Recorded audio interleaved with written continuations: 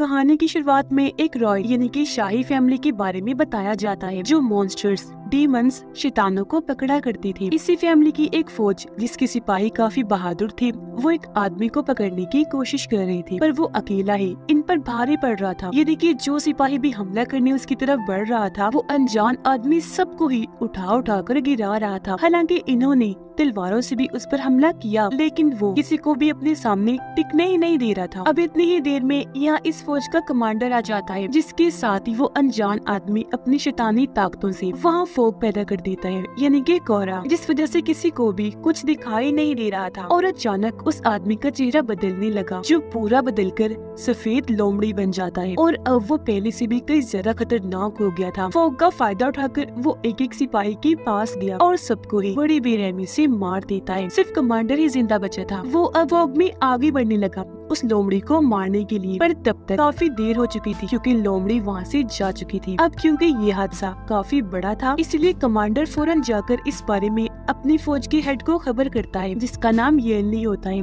और यही इस कहानी का मेन कैरेक्टर भी है। कमांडर ने उसे सब कुछ बता दिया था और अब क्योंकि येनली को भी इस चीज की इन्वेस्टिगेशन करनी थी, इसीलिए वो वेस्ट यानी मगरिब की तरफ चल देता है, जहाँ एक दूसरा किंगडम राज्य था। यहाँ आकर उसे पता चलता है कि शाही खानदान के 9 लोग, जबकि मिनिस्टर्स में से 10 लोगों की मौत हो चुकी है। इनकी मौत के बारे में कहा जा रहा था कि जिस्म से बहुत ज्यादा खून बहने की वजह से हुई है, पर यहाँ हैरानकुन बात ये थी कि उनके जिस्मों पर एक भी खरोच का निशान नहीं था, न ही आसपास हल्का सा खून का निशान पड़ा हुआ था। ये देखकर येनली को समझ लग जाती है कि ये काम जरूर शैतानों का है, क्योंकि उनके पास खास ऐसी ताकतें, उनकी जिस्म में ऐसी चीज होती है कि वो आसानी इंसानों का खून पी सकते हैं, वो भी खून का एक भी कतरा बहाए बगैर। अब यहाँ से येनली एक शैतानी कबीले में जाता है, जहाँ ही सारे शैतान रहा करती थी, पर यहाँ के शैतान बिल्कुल इंसानों जैसे ही दिखते थे। साथ ही उनकी आदत भी काफी अच्छी थी, वो खतरनाक नहीं थी, तो किसी को भी उनसे कोई खतरा नहीं था। अब येनली के गले में एक बैज का लॉकेट था, जिसे हाथ लगाकर कुछ रंगों वाली लहरें पैदा करता है, जो देखकर सफेद कपड़े पहनी एक लड़की वहाँ पर आ जाती है, जो काफी खूबसूरत लग रही थी।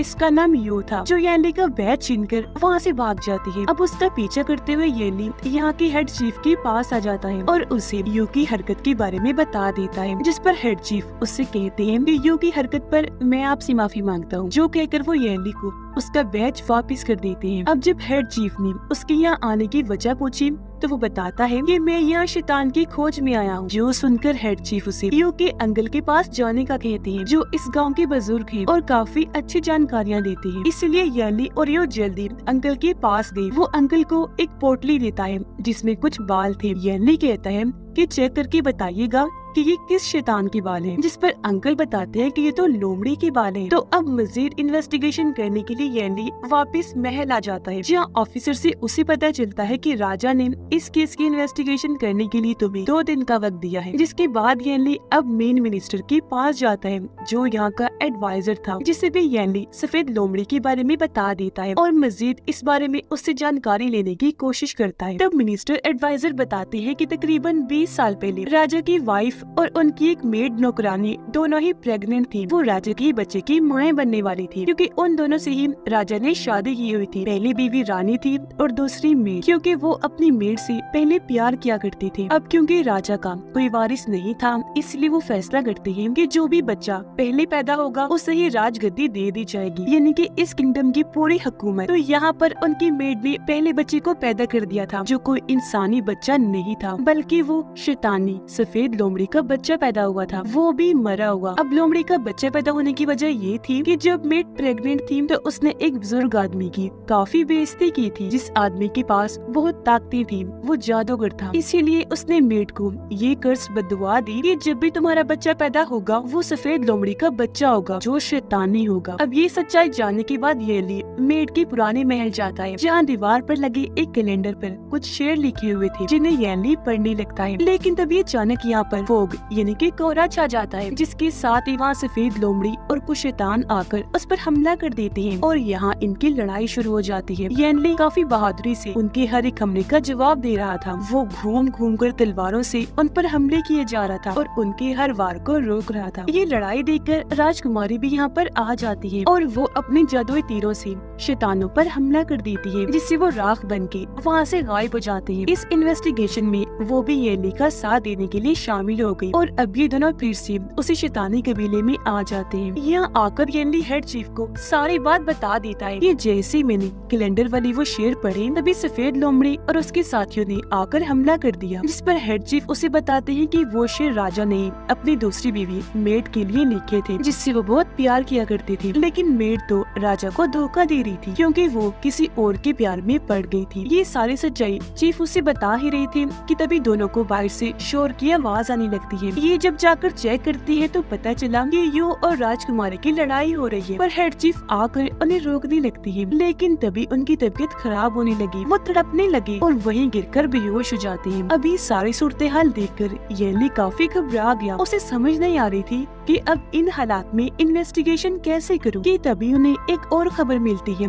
कि यू की अंकल की भी मौत हो गई है। पर अब जब येली उसकी लाश की जांच करता है तो उसे लाश में से एक सुई और धागा मिलता है, जिससे येली को यहाँ समझ लग गई कि जो सबका कातिल हत्यारा है इनके शैतान, जिसने राजमहल दूसरे किंगडम के लोगों को भी मारा था, वो असल में लाशों का खून खुद नहीं पी रहा था, बल्कि लाशों में से खून निकालकर वो कहीं और भेज रहा था। अब शैतान उस इंसान जिसे उसने शिकार बनाना होता है उसके जिस्म से एक बाल बाहर निकालता है, फिर बाल वाली छोटी सी जगह पर वो सुई और धागा डालकर वहाँ से खून खींचता है। यही वजह है कि जैसे उस इंसान में खून कम पड़ता है उसकी मौत हो जाती है, और यही वजह है कि लाश पर ऐसा चोट का कोई निशान भी नहीं होता। अब येली सोच में पड़ जाता है कि आखिर ये चीज कैसे हो सकती है, क्योंकि एक इंसान में से कम 5 लीटर खून निकाला जा रहा था, तो जाहिर है खून को यहाँ से वहाँ ले जाने का ये प्रोसेस काफी मुश्किल था। इसके लिए किसी गाड़ी या कैरेज वगैरह की जरूरत थी जो चीज को यहाँ से वहाँ ले जाने का काम करता था, और ये काम यू के अंकल का था, यानी कि खून को शैतान तक ले जाने का काम वो कर रही थी। और उनकी तो मौत हो चुकी है। अगर वो शैतान की ही सर्वेंट थी तो फिर उन्हें किसने मरवा दिया? तो इसका जवाब है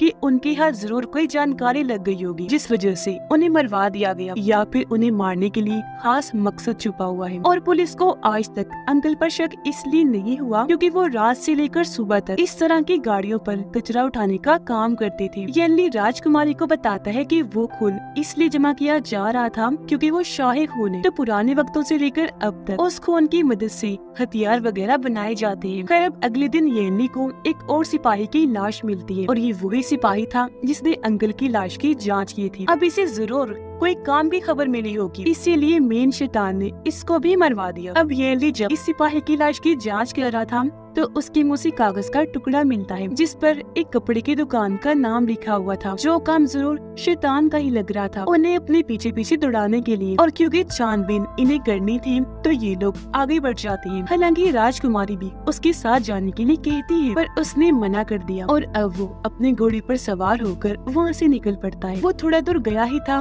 कि तभी उस पर काफी सारे शैतानों का हमला हो जाता है। हालांकि ये उनका सामना भी करता है, लेकिन वो तादाद में काफी ज्यादा थी, तो येली उनके सामने टिक ही नहीं पाता। शैतान इस पर भारी पड़ रहे थे कि तभी यहाँ पर उसकी मदद करने यू आ जाती है। वो येली को शैतानों से बचाने के लिए उनसे लड़ने लगी, काफी बहादुरी से उनका सामना कर रही थी। पर अब इनकी बच निकलने का कोई चांस नजर नहीं आ रहा था क्योंकि शैतान बढ़ते ही जा रहे थे और इनको हर तरफ से घेर लिया जाता है। अब इससे पहले शैतान इन पर हमला करते सामने वाली छत पर राजकुमारी आ जाती है और वो अपने तीरों से शैतानों पर हमला करने लगी। तीर पानी में जाकर गिरा जिससे पानी काफी ऊपर उछल जाता है और ऐसे शैतानों का ध्यान भटक गया, जिस चीज का फायदा उठाकर यू वहाँ पर फोक पैदा करती है और मौका पाकर ये लोग वहाँ से भाग निकलते हैं। अब राजकुमारी और यू असल में यहाँ येली का पीछा करते हुए आई थी ताकि उसकी मदद कर सके, और अभी लोग वापिस आ गए। तब तक हेड चीफ को भी होश आ गई थी, जो अचानक बेहोश हो गई थी। तब येली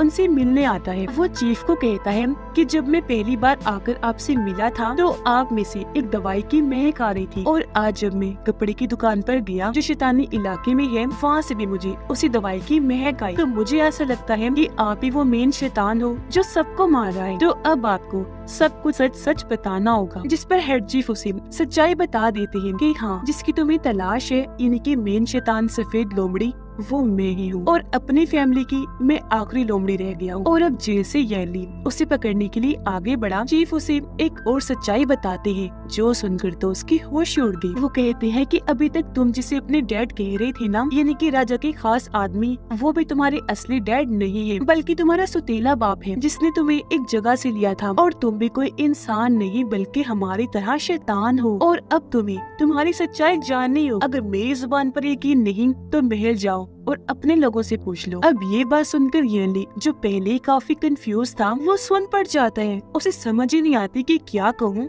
और क्या करूँ। काफी सोचने के बाद वो वहाँ से भागा और सीधा अपने महल आ जाता है और अपने मेन मिनिस्टर एडवाइजर से सारी सच्चाई बताने को कहता है, जहाँ वो पहले तो कुछ नहीं बताता, लेकिन जब येली की शैतान होने की बात सामने आई तो वो सारी सच्चाई बताने लगता है। कहता है कि आज से 20 साल पहले जब राजा की दूसरी वाइफ मेड प्रेग्नेंट थी तो उन्हें कर्ज की वजह से सफेद लोमड़ी का गोश्त खाने की तलब हुआ करती थी और राजा कैसे भी करके ये चीज पूरी करना चाहते थे कि मैं उसे लोमड़ी का गोश्त खिला ही दूं। वो जंगल में उसका शिकार करने गए पर उन्हें वहाँ काफी सारी मुश्किलात का सामना करना पड़ा। कुछ जंगली जानवरों ने उन पर हमला कर दिया जिनसे बहुत मुश्किल से उन्होंने अपनी जान बचाई। पर जब पास के गांव वालों ने उनकी हालत देखी तो वो उन्हें उठाकर अपने गांव ले आए, उनका इलाज करके खूब सेवा की ताकि राजा जल्द ठीक हो जाए। पर जब राजा को होश आई तो वो बजाय गाँव वालों का शुक्रिया अदा करने की वो उन्हीं पर ही शक करने लगे। उन्होंने सोचा कि गाँव वालों ने मुझे जानबूझकर यहाँ पे पकड़ के रखा हुआ है। वजह ये थी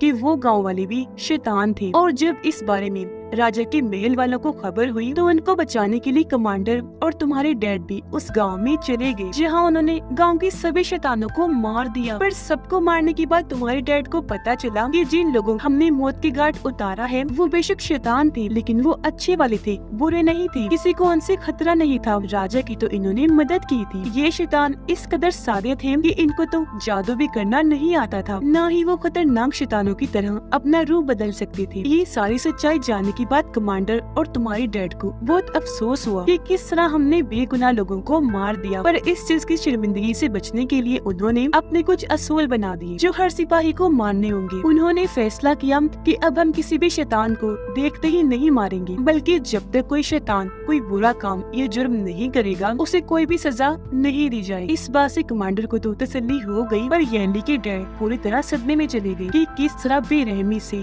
हमने बेकसूर लोगों को मार डाला। और एक दिन जब वो उसी गांव के पास से गुजर रहे थे तो उन्हें एक छोटा सा बच्चा मिला जो और कोई नहीं बल्कि तुम थे येली। तुम अकेले रह गए थे। जाहिर है तुम्हारे मॉम डैड को भी उन्होंने मार दिया था और क्योंकि उन्हें पहले ही अपनी गलती का पछतावा था तो अपना ये गुनाह धोने के लिए उन्होंने तुम्हें गोद ले लिया। तुम्हें वो अपने साथ गाँव ले आए और सबको ये बता दिया कि मैंने एक लड़की से शादी कर ली थी और उसी में से ये बच्चा पैदा हुआ। यानी कि सबसे तुम्हारी सच्चाई छुपा दी कि ये बच्चा उसी गांव का शैतान है, क्योंकि इतना कुछ होने के बाद भी कोई शैतान या उनके बच्चों को कबूल नहीं करता था। आगे वो बताते हैं कि काफी साल पहले पास ही पहाड़ी इलाके में एक मिट्योर इन्हीं आसमान से चट्टान के टुकड़े आकर गिरी थी, जिस वजह से काफी सारे कस्बे, गाँव और कबीले तबाह हो गए थे। बहुत सारे लोग मारे गए थे और जो जिंदा थे उन्हें गुर्बत का सामना करना पड़ रहा था, क्योंकि तबाही की वजह से खाने पीने की चीजों की किल्लत पड़ गई थी। इंसान भूख की वजह से इस कदर पागल हो गए थे कि आसपास से जो कोई भी गुजरता था वो उस इंसान का खून पी जाया करती थी। ऐसा फिर कई सालों तक चलता रहा, जिसके बाद वो सभी लोग शैतान बन गए। और फिर इन्हीं शैतानों से बचने के लिए हमारे राजा ने अपनी ताकतवर फौज बनाई, क्योंकि उन सब की यहाँ तक कि तुम्हारी भी तलवार